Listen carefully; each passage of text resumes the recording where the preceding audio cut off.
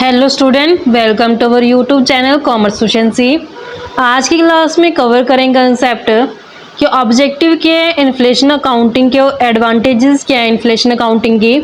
इसे last class में हमने कवर किया था कि इन्फ्लेशन अकाउंटिंग क्या होती है और लिमिटेशंस क्या है हिस्टोरिकल कॉस्ट अकाउंटिंग की। लास्ट क्लास के अंदर हमने एक कंसेप्ट कवर किया है। अगर अभी तक आपने लास्ट क्लास ही नहीं देखिए ताकि आपकी स्टडी में कंसिस्टेंसी बनी रहे। अगर अभी तक आपने मेरे यूट्यूब चैनल कॉमर्स एफिशिएंसी को सब्सक्राइब नहीं किया, सब्सक्राइब कीजिए और बेल आइकन जरूर प्रेस कीजिए ताकि जब भी मैं न्यू वीडियोस अपलोड करूं सबसे पहले नोटिफिकेशन आपके पास जाए। आप वीडियोस को देखकर आपकी स्टडी बूस्टअप हो। कवर करते हैं कि जो इन्फ्लेशन अकाउंटिंग है इसका ऑब्जेक्टिव क्या होता है। कि जब हम इन्फ्लेशन अकाउंटिंग को यूज़ करके प्रॉफिट एंड लॉस अकाउंट बनाते हैं तो प्रॉफिट एंड लॉस अकाउंट से हमें रियल में कितना प्रॉफिट हो रहा है या फिर रियल में कितना लॉस सफ़र किया गया वो पता चल जाता है as compare to historical cost accounting. क्योंकि जब हम हिस्टोरिकल कॉस्ट अकाउंटिंग का यूज़ करते हैं तो वहाँ पे जो डेप्रिसिएशन चार्ज किया जाता है वो फिक्स्ड असेट्स की जो एक्विजिशन वैल्यू होती है, जो अक्वायर वैल्यू होती है, ओरिजिनल कॉस्ट जो होती है उसी के ऊपर डेप्रिसिएशन चार्ज किया जाता है। जबकि हम जानते हैं कि जो मार्केट वैल्यू होती है असेट्स की वो चेंज होती रहती है। तो जिस कारण से जो हिस्टोरिकल कॉस्ट बेस्ड अकाउंटिंग के बेस पे जब हम प्रॉफिट एंड लॉस अकाउंट बनाते थे तो वहाँ से जो हमें प्रॉफिट और लॉस पता चलते थे वो रियल नहीं होते थे, क्योंकि जितना एक्चुअल में डेप्रिसिएशन बनना चाहिए अकॉर्डिंग टू मार्केट वैल्यू उससे कम डेप्रिसिएशन जो चार्ज किया जाता था हिस्टोरिकल कॉस्ट बेस्ड अकाउंटिंग के द्वारा, जिस कारण से जो रियल प्रॉफिट थे वो डिपिक्ट नहीं हो पाते थे प्रॉफिट एंड लॉस अकाउंट से। तो जब इन्फ्लेशन अकाउंटिंग का यूज़ किया जाता है तो हमें रियल प्रॉफिट और लॉस का जब पता चल जाता है। नेक्स्ट आते हैं हमारे पास प्रेजेंट की जाती है रियल फाइनेंशियल पोजीशन। कि जब हम बैलेंस शीट बनाते हैं तो बैलेंस शीट से हमें फाइनेंशियल पोजीशन का पता चलता है। तो जब हम इन्फ्लेशन अकाउंटिंग को यूज़ करके बैलेंस शीट बनाते हैं तो वहाँ से हमें रियल फाइनेंशियल पोजीशन पता चल जाती है as compare to historical cost based accounting. क्योंकि जब हम हिस्टोरिकल कॉस्ट बेस्ड अकाउंटिंग पे बैलेंस शीट बनाते हैं तो वहाँ से जो हमारे पास फिक्स्ड असेट्स होती है ना वो हिस्टोरिकल कॉस्ट बेस पे दिखाई होती है जो रियल फाइनेंशियल पोजीशन को नहीं डिपिक्ट करती। जब हम इन्फ्लेशन अकाउंटिंग का यूज़ करके बैलेंस शीट बनाते हैं तो तब हमें रियल फाइनेंशियल पोजीशन का पता चल जाता है और हमें पता चल जाता है कि एक्चुअल में कितना कैपिटल एम्प्लॉयड है। नेक्स्ट आते हैं कि जब असेट को फिक्स्ड असेट को रिप्लेस करना होता है तो उस टाइम पे सफिशिएंट फंड है जो इकट्ठा हो जाता है प्रोविज़न फॉर डेप्रिसिएशन के अंदर। कैसे? क्योंकि जब हम हिस्टोरिकल कॉस्ट बेस लेते हैं, हिस्टोरिकल कॉस्ट में जो डेप्रिसिएशन लगाया जाता है ना वो किस बेस पे लगाया जाता है, जो उसकी ओरिजिनल कॉस्ट होती है। जबकि इन्फ्लेशन अकाउंटिंग में क्या होता है कि जो इन्फ्लेशन अकाउंटिंग में जो डेप्रिसिएशन चार्ज किया जाता है वो मार्केट वैल्यू के हिसाब से किया जाता है कि एट प्रेजेंट वैल्यू क्या है फिक्स्ड असेट्स की। तो जो हम डेप्रिसिएशन चार्ज करेंगे मार्केट वैल्यू के हिसाब से, क्योंकि हम जानते हैं कि टाइम के बीतने से ना जो कॉस्ट होती है, जो वैल्यू होती है, जैसे मान लो एक मशीनरी 2010 में हमें मिली है 1 लाख की, तो क्या वो 2025 में हमें 1 लाख की मिलेगी? नहीं, हो सकता है वो 10 लाख की होगी हो।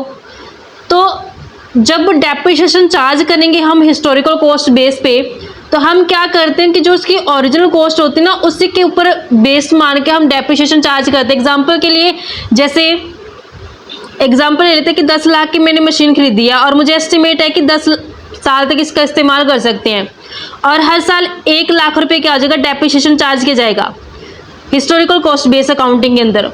तो जैसे ही 10 साल कंप्लीट होंगे तो मेरे पास डेप्रिसिएशन में प्रोविज़न फॉर डेप्रिसिएशन में 10 लाख रुपए जो इकट्ठे हो गए। क्योंकि प्रोविज़न फॉर डेप्रिसिएशन का मतलब क्या होता है कि इसमें एक्चुअल में कैश आउटफ्लो नहीं होता, इसमें कैश जाता नहीं है, ये इकट्ठा हो जाता है प्रोविज़न फॉर डेप्रिसिएशन के अंदर।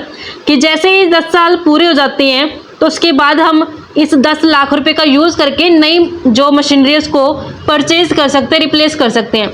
लेकिन जब हम 10 साल बाद मशीन परचेज करेंगे तो क्या हमें वो 10 लाख की मिलेगी? नहीं, हो सकता है वो 20 लाख की होगी हो।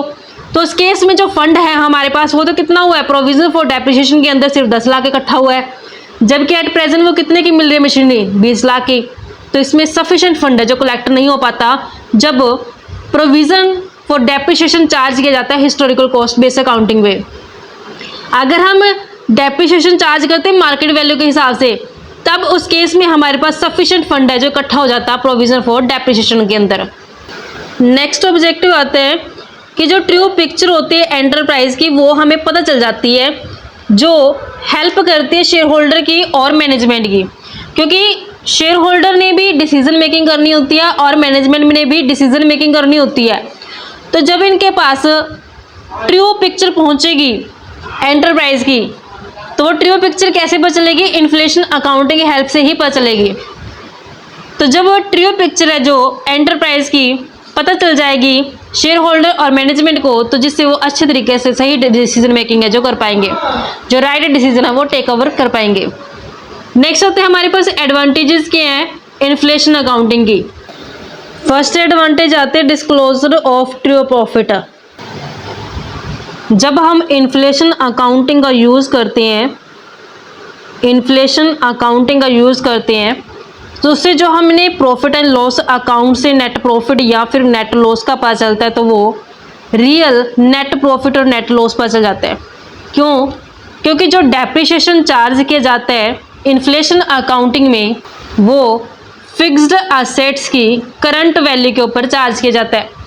तो जब फिक्स्ड असेट्स की करंट वैल्यू पे डेप्रिसिएशन चार्ज किया गया है, तो हमने प्रॉफिट एंड लॉस अकाउंट की डेबिट साइड पे दिखाया होता है टू प्रोविज़न फॉर डेप्रिसिएशन के नाम से। तो जब depreciation current value of fixed asset के ऊपर चार्ज किया गया, तो जिससे यहाँ पे जो प्रॉफिट आया और यहाँ पे जो नेट लॉस आया, क्योंकि दोनों में कुछ एक हो सकता है, या तो यहाँ पे नेट प्रॉफिट आए या यहाँ पे नेट लॉस है जो आए, तो जो भी नेट प्रॉफिट नेट लॉस आएगा वो ट्रू आएगा। अगर historical cost based accounting use की जाती है, तो उस केस में जो डेप्रिसिएशन चार्ज किया जाता है वो हिस्टोरिकल कॉस्ट के ऊपर किया जाता है, जो उसकी ओरिजिनल कॉस्ट होती है फिक्स्ड असेट्स की। जिससे क्या होता है कि जो हम डेप्रिसिएशन दिखाते हैं, प्रोविज़न फॉर डेप्रिसिएशन जो दिखाया जाता है प्रॉफिट एंड लॉस अकाउंट की डेबिट साइड पे, तो वो कम होता है, एक्चुअल डेप्रिसिएशन से कम डेप्रिसिएशन होता है। क्यों? क्योंकि एक्चुअल में उस फिक्स्ड असेट की करंट वैल्यू है जो वो ज़्यादा है, जबकि हिस्टोरिकल कॉस्ट वैल्यू का बेस पे जब हम डेप्रिसिएशन चार्ज करते हैं तो हिस्टोरिकल कॉस्ट वैल्यू है जो कम है, जिस कारण से जो डेप्रिसिएशन भी क्या आएगा? कम आएगा। तो जब डेप्रिसिएशन कम आएगा, डेप्रिसिएशन क्या किया हमने? डेबिट साइड दिखाया है, तो जब डेबिट साइड का बैलेंस कम आता है ना, तो उसमें क्या होता है कि जो नेट प्रॉफिट आएगा वो रियल प्रॉफिट से ज़्यादा नजर आएगा। जब depreciation historical cost based accounting पे दिखाया जाता है प्रॉफिट एंड लॉस अकाउंट के डेबिट साइड पे, तो जो नेट प्रॉफिट आता है वो नेट प्रॉफिट रियल प्रॉफिट से ज़्यादा आता है। जिस कारण से फिर कंपनी क्या करती है, जब प्रॉफिट है जो ज़्यादा नजर आता है, तो कंपनी इस प्रॉफिट को डिस्ट्रीब्यूट कर देती है डिविडेंड के रूप में। डिविडेंड के रूप में शेयर होल्डर को डिस्ट्रीब्यूट कर देती है। तो ये जो डिविडेंड है ये आउट ऑफ प्रॉफिट नहीं गया, कहाँ से गया? फिर ये प्रॉफिट में से ना जाके कैपिटल में से चला गया, तो जिस कारण से जो कैपिटल के ऊपर इसका नेगेटिव इम्पैक्ट पड़ता है। तो ये हमारे पास फर्स्ट एडवांटेज होती है इन्फ्लेशन अकाउंटिंग के। जब हम इन्फ्लेशन अकाउंटिंग का यूज़ करके डेप्रिसिएशन चार्ज करेंगे, तो वो हमारे पास प्रॉफिट है जो नेट प्रॉफिट है वो एक्चुअल में आएगा, रियल आएगा, क्योंकि हमने करंट वैल्यू का यूज़ किया डेप्रिसिएशन के लिए। नेक्स्ट आते हैं true and fair view of the financial position. Balance sheet में जब हम असेट्स और लायबिलिटी को दिखाएंगे, तो वो करंट इकोनॉमिक वैल्यू के ऊपर दिखाई जाएगी जो एट प्रेजेंट में उसकी वैल्यू है, जिससे बैलेंस शीट से जो फाइनेंशियल पोजीशन आएगी वो बिल्कुल एक्यूरेट फाइनेंशियल पोजीशन है जो पता चल पाएगी। फैसिलिटेट रिप्लेसमेंट ऑफ असेट, कि जब हम असेट को रिप्लेस करेंगे तो उसमें हमें आसानी होगी असेट को रिप्लेस करने के लिए। जब हम इन्फ्लेशन अकाउंटिंग का यूज़ करके प्रोविज़न फॉर डेप्रिसिएशन बनाएंगे, तो प्रोविज़न फॉर डेप्रिसिएशन में इनफ फंड है जो इकट्ठा हो जाएगा जब असेट को रिप्लेस किया जाएगा, क्योंकि हमने फिक्स्ड असेट को करंट वैल्यू पे जो लिया है इन्फ्लेशन अकाउंटिंग के अंदर। नेक्स्ट आती है proper matching of cost and revenue. Inflation accounting के अंदर जो कॉस्ट होती है जो रिवेन्यू होती है वो दोनों को मैच किया जाता है करंट इकोनॉमिक वैल्यू के हिसाब से, कि मेरे कितना रिवेन्यू जनरेट हुआ इस साल और उस रिवेन्यू को जनरेट करने के लिए कितना कॉस्ट है, दोनों की जो मैचिंग की जाएगी कॉस्ट और रिवेन्यू की, वो अकॉर्डिंग टू इन्फ्लेशन अकाउंटिंग के बेस पे की जाएगी, यानी कि करंट कॉस्ट ऑफ रिसोर्स और करंट रिवेन्यू का जो कंसीडर किया जाएगा। इसके लिए बहुत सारी एडजस्टमेंट की जाती है, जैसे cost of sale adjustment, depreciation adjustment, ताकि प्रॉपर तरीके से मैचिंग किया जा सके कॉस्ट और रिवेन्यू को, ताकि ट्रू प्रॉफिट कितना हुआ बिजनेस में वो पता किया जा सके। नेक्स्ट हमारे पास एडवांटेज आती है बेटर कंपैरिजन ऑफ परफॉर्मेंस, कि जब हम दो या दो से ज़्यादा प्लांट जो सेटअप किए गए हैं डिफरेंट डेट के ऊपर, उन दोनों प्लांट का जब हम कंपैरिजन करेंगे तो उससे हमें रियलिस्टिक जो इंफॉर्मेशन है वो पता चल जाएगी। क्यों? क्योंकि हमने उन दोनों प्लांट की जो कॉस्ट लिए ना, वो इन्फ्लेशन अकाउंटिंग के बेस पे लिए, ना कि हिस्टोरिकल कॉस्ट बेस पे, जिस कारण से कंपैरिजन है जो वो पॉसिबल हो पाएगा और जो रिजल्ट्स आएंगे वो रियलिस्टिक आएंगे। नेक्स्ट आता है मोर रियलिस्टिक रेशियो एनालिसिस। जब हम इन्फ्लेशन अकाउंटिंग का यूज़ करके statement of profit and loss और बैलेंस शीट बनाएंगे, तो तब हम जब फाइनेंशियल रेशियो कंप्यूट करेंगे इनके बेस पे, तब फाइनेंशियल परफॉर्मेंस जो ट्रू वाली फाइनेंशियल परफॉर्मेंस हमें पता चल जाएगी। अगर हम हिस्टोरिकल कॉस्ट बेस को मान के फाइनेंशियल स्टेटमेंट को यूज़ करते, तब हम फाइनेंशियल रेशियो कंप्यूट करते ताकि एनालाइज किया जा सके फाइनेंशियल परफॉर्मेंस को, तब रिजल्ट रियलिस्टिक नहीं आते, क्योंकि हिस्टोरिकल कॉस्ट बेस पे हम ओरिजिनल कॉस्ट है जो फिक्स्ड असेट्स की लेके चलते हैं। अगर हम इन्फ्लेशन अकाउंटिंग को यूज़ करके प्रॉफिट एंड लॉस और बैलेंस शीट बनाएंगे, उसके बेस पे फिर हम आगे फर्दर फाइनेंशियल रेशियो कंप्यूट करेंगे और एनालाइज करेंगे फाइनेंशियल परफॉर्मेंस को, तो उससे रिजल्ट बेटर आएंगे, रियलिस्टिक रिजल्ट है जो मिलेंगे। नेक्स्ट एडवांटेज आती है हेल्पफुल इन डिसीजन मेकिंग, कि जब भी मैनेजमेंट को डिसीजन मेकिंग करनी होती है तो उसके लिए इन्फ्लेशन अकाउंटिंग है जो बहुत मेन रोल प्ले करती है। क्योंकि जब इन्फ्लेशन अकाउंटिंग को यूज़ करके accounts books of accounts prepare किए जाते हैं, तो उससे जो मैनेजमेंट है वो बेटर डिसीजन ले पाती है। क्योंकि मैनेजमेंट को डिसीजन लेने होते हैं कि कैसे रिप्लेसमेंट ऑफ असेट करनी है, डिस्ट्रीब्यूशन ऑफ डिविडेंड कितना करना है, इन्वेंट्री कितना अक्वायर करना है। तो ये सभी डिसीजन मेकिंग है जो मैनेजमेंट बढ़िया तरीके से कर पाएगी अगर इन्फ्लेशन अकाउंटिंग का जो यूज़ किया गया है फाइनेंशियल स्टेटमेंट को बनाते समय। नेक्स्ट आते हैं provide accurate financial information to interested parties. Interested parties ही वो पार्टीज होते हैं जिनका डायरेक्टली या फिर इनडायरेक्टली शेयर होता है कंपनी के अंदर। जैसे इसमें शामिल किया था इंटरेस्टेड पार्टीज के अंदर share holder, employ, trade union, public. तो इन्हें भी डिसीजन मेकिंग करने के लिए इंफॉर्मेशन की ज़रूरत होती है।